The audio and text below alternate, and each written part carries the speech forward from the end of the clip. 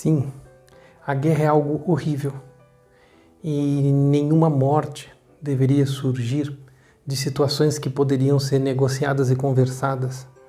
Mas o que eu quero falar aqui com você hoje é para você ficar atento quando a sua mente é manipulada por informações, por tendências de informações, e as prioridades e os valores são desconsiderados e é tirado de você a sua condição de análise.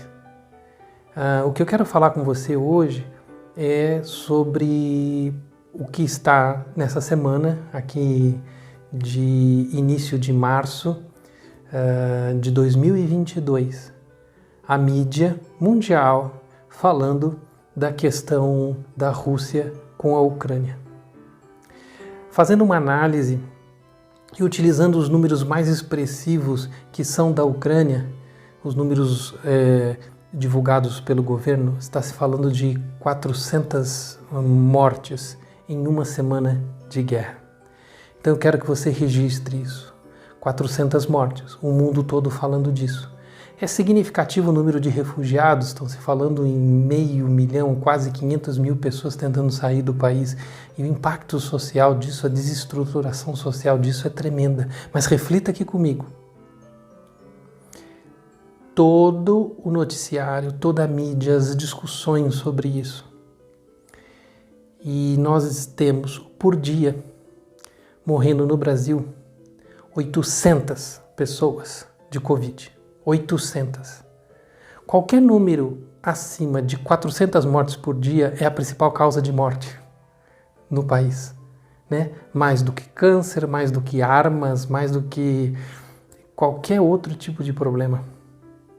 Então, assim, no Brasil está se matando 800 pessoas por dia na data de hoje de algo que é evitável se o governo fosse cobrado, responsabilizado, se estivesse preocupado em completar as doses de vacinação que só uma parte da população tem.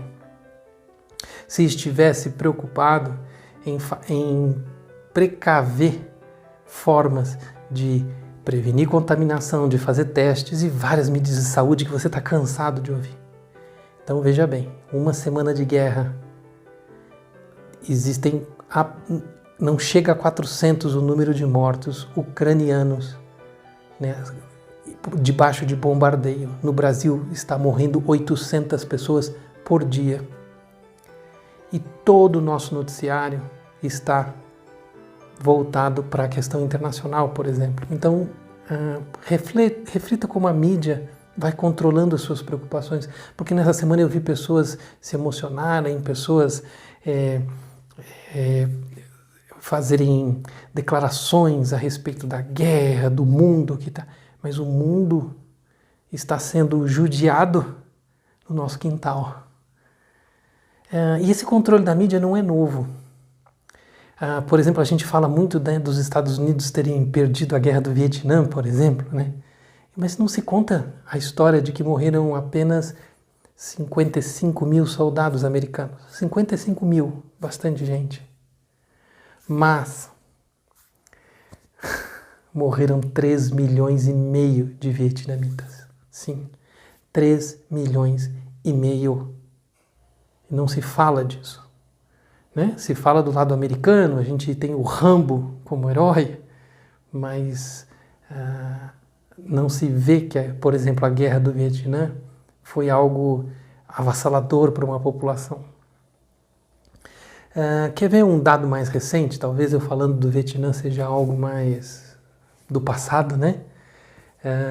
As Torres Gêmeas, que mudou a nossa forma de ver o mundo justificou ataque ao mundo árabe, morreram aproximadamente nos ataques de 11 de novembro, aproximadamente 3.500 pessoas. 3.500 pessoas, tá? No ataque de 11 de novembro, que você viu as cenas, que você viu as torres caindo e que você passou uma década vendo isso. No último semestre, antes da partida americana do Afeganistão, morreram mais de 5.000 pessoas, especialmente mulheres e crianças, devido ao conflito e à forma como o governo americano estava saindo do Afeganistão. Mais de 5.000 pessoas. Você ouviu falar sobre isso? Não.